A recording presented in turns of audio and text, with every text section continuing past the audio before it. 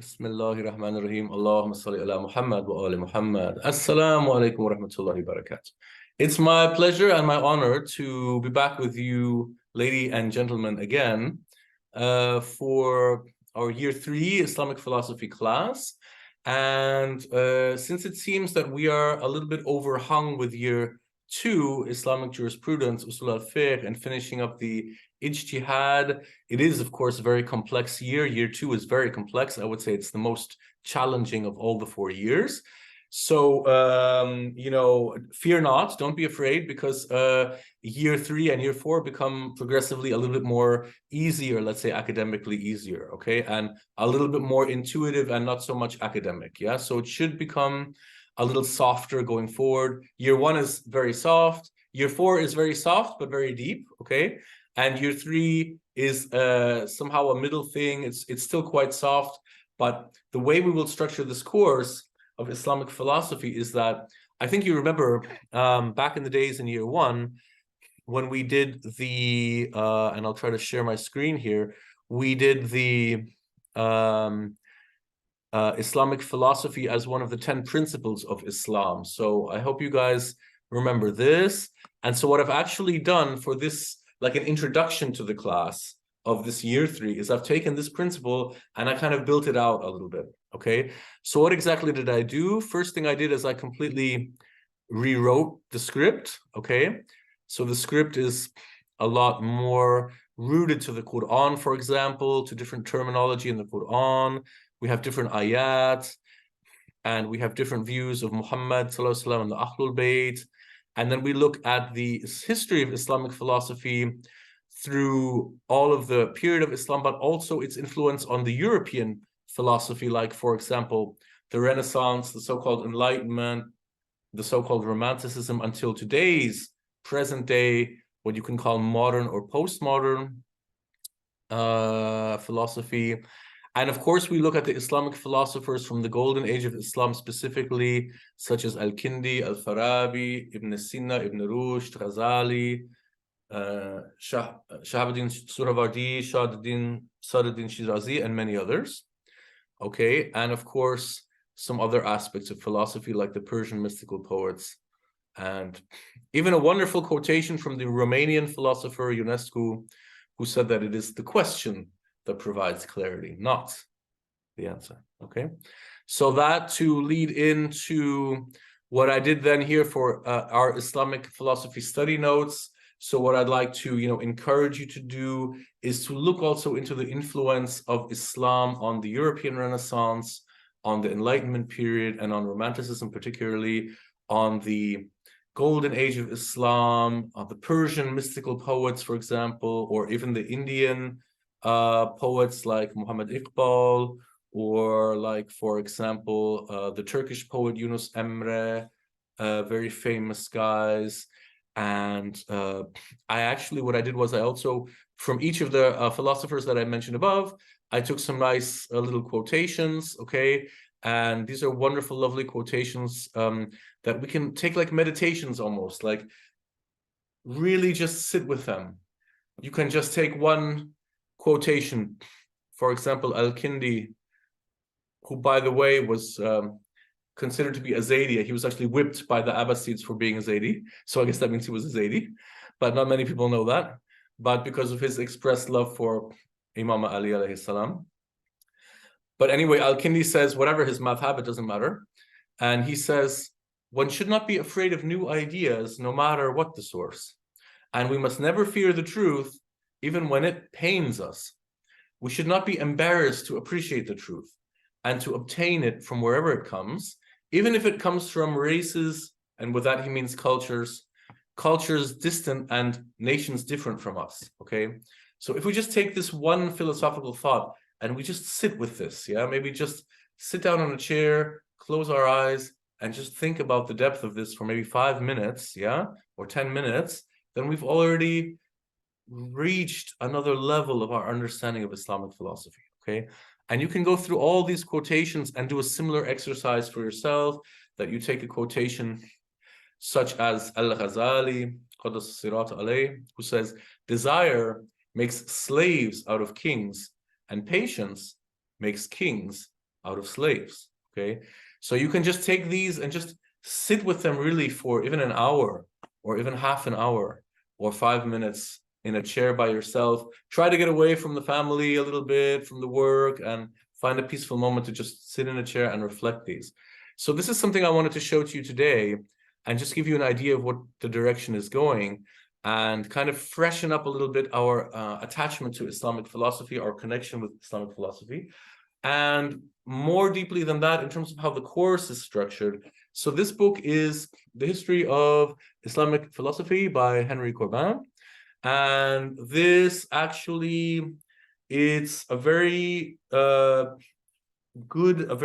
it's a great introduction really into the history of Islamic philosophy, starting with the Prophet Muhammad sallallahu alaihi wasallam and the Ahlul Bayt, the family of the Prophet Muhammad sallallahu alaihi wasallam, alayhim assalam ajma'in. And so what I did was, and I'll send this to you all in the beta chat. So what I did was I broke this up into different sections, and each section of this book is about, let's say, 50 or 60 pages, okay? Each section. And it's 6 different sections, or 7, I don't exactly remember how many it is. I think let's call it 6 sections. And it's about 300-page book. So it's about 50 or 60 pages per book. And so the expectation is that in 1 month, you read, let's say, 60 pages. And if a month is 30 days, it means 2 pages a day, okay? So if before you can go to bed every night, you can read 2 pages, okay? Then basically you can keep up with this class, okay?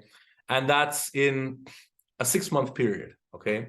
So that means if at the present moment you feel really challenged with the ijtihad and, corresponding challenges like family and work and all those things, then, as we were just discussing with Hassan, John, maybe the best is just to finish the ijtihad, maybe try to get it done around December, maybe before what we call Christmas time, yeah, as good Muslims.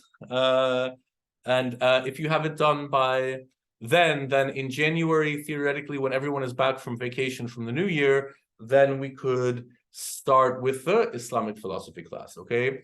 That would just be my suggestion, given that, Team Beta is still working on this ijtihad. So that's one possibility. That's one thing we can do. Of course, if people feel like they can, still continue to, let's say, read 2 pages a night, additionally to the work on the Hawza that you're doing, you're welcome to start now, okay? And if the ijtihad really pulls and pulls and pulls and pulls and pulls into the new year, then I would say, okay, just finish the ijtihad this year, and then we can start in the next academic year for Islamic philosophy. I have no problem with it personally, yeah? Whatever timeline you like is a good timeline for me, okay? So I'm available to you to teach this class and this module basically whenever you're ready, inshallah, okay? So how does that sound? Do we have any comments or questions so far? And I should add that at the end of this year, like year 1, you remember for year 1, you wrote a final thesis. And so here also for Islamic philosophy, what I would ask you to do is choose one philosopher and go with that philosopher then, and, go deep dive a little bit into his works or her works and try to create, again, a 3 to 5 page final thesis on that particular philosopher in Islamic philosophy, okay? And hopefully in this way, but as I said, I think almost the main gain for you in this class is really to take these quotations, and as I said, really just anytime you have a free moment, everything is quiet, family is sleeping, before you start watching the next football game or, going through your Facebook, just take any one of these quotations and just sit with it, and reflect on it and keep it for yourself. Okay, so I'll try to go deep into these quotations with you as we go on in the year, of course. And there are lovely quotations from the Prophet Muhammad sallallahu alaihi wasallam, from the Ahlul Bayt alayhim assalam ajma'in.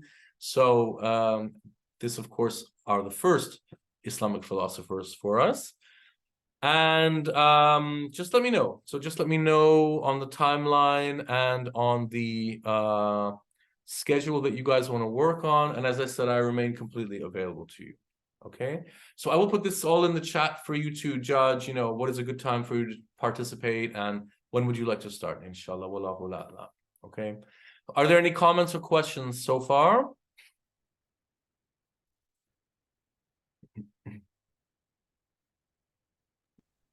From my side, no. Okay. Hassan John, everything okay? Yes. Can you hear me? Yes, we can hear you, yes. So, David and Erwin, what do you think about the idea to teach these 2 years in the same time, a parallel philosophy and ijtihad, or it will be too much effort for you to do both in the same time? For me, I don't see any effort. I think the effort is more with you. So, because the ijtihad, it takes a lot of work, right? For me, you know, if you want to do the ijtihad, if you need my help, you know, I'm happy to help and support you. I know I haven't really done a lot of, you know, supporting you guys since you started because I felt like, you know, okay, somehow you guys are going to work on it. And if you have any questions, you can get back to me. But if you feel like you've reached a point in the ijtihad where you'd really like some support, I'm happy to call a Hawza anytime you want. And we can basically arrange a date and we can say, okay, where are you guys now? And how would you like to develop your ijtihad if you still have questions on this, yeah? But if you feel like it's going in a good direction and you have a good rhythm and everyone is keeping up and things are going well, then I trust you. So it's completely up to you. So that's the ijtihad side. And then this side again, so the expected workload is read 2 pages before going to bed every night. That's basically, and that's over 6 months. So if we start now, it's only 1 page, okay? 1 page per night, basically for the next 300 days, and then we'll get through the book. So it's, again, it's completely up to you. I would suggest that you go inside yourselves and ask yourself, you know, how is it going right now with the group? Would you like any support from me? Would you like to have another Hawza with me so I can, you know, help you a little bit where you are right now? Kind of, you know, how much work is this for you? And when, you know, could you be done with it? Do you think Christmas is realistic expectation? And would you like to start now, basically? If you'd like to start now, you're more than welcome to start now, as I said. And if you rather wait till you're finished with the ijtihad, I'm completely open for that. It's completely up to you, yeah? In a sense, I want to put it in your hands, yeah? And also, it depends who's taking the class. So I see Erwin John is with us, David John is with us, you're with us, Hassan John. And I would like to know, you know, would Veli like to continue with us? I feel like he probably would. I hope so. I hope he comes.